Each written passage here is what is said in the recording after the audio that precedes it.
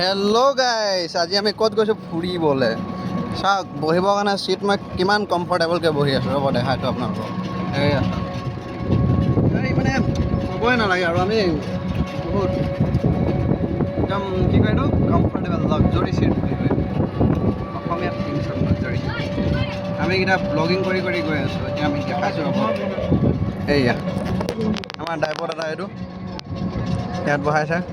আমি চকা ইয়াত বনাওঁ। এইটো নাছিম টায়াৰ বুলি আছে, ইয়াত বনাব। এইটো চেতিয়া ধাবা। ইয়াত তাৰমানে খাবলৈ আহিব। এই আগত মোৰ লগৰ এটা দোকান আছে, সেইটো মই প্ৰমোট কৰি দিম বাৰু আপোনালোকক। এইটো নহয়, এইকেইটাত নাহিব আপোনালোকে। এইকেইটা নাই, এইটোত আহিব। এইটোত আহিব। জীৱন টি ষ্টলত আহিব। চাহ একদম A1 ফাইন বনায়। আৰু আমাৰ এইপিনে আছে আমাৰ নেপচা। ব্ৰ' হাই বুলি কৈ দিয়াচোন এবাৰ। কি অলপ ব্ৰাইটনেছে কমি গৈছে তোমাৰ চেহেৰাতে, ব্ৰাইটনেছ বঢ়াব লাগিব। অঁ, মোৰ কেমেৰাটো কোৱালিটিটো গাঁও মজা লাগিছে চাবলৈ, বহুত মজা আছে। আমাক অভাৰটেক মাৰি পেলাই পাৰ হ'লে গাড়ীখন। এইটো আমাৰ মণ্টু দাদা। আপোনালোকে ক'ৰবাত ৰিজাৰ্ভ যাব হ'লে মণ্টু দাদাক কণ্টেক্ট কৰিব পাৰে। ই বহুত কমতে আপোনালোকক লৈ যাব।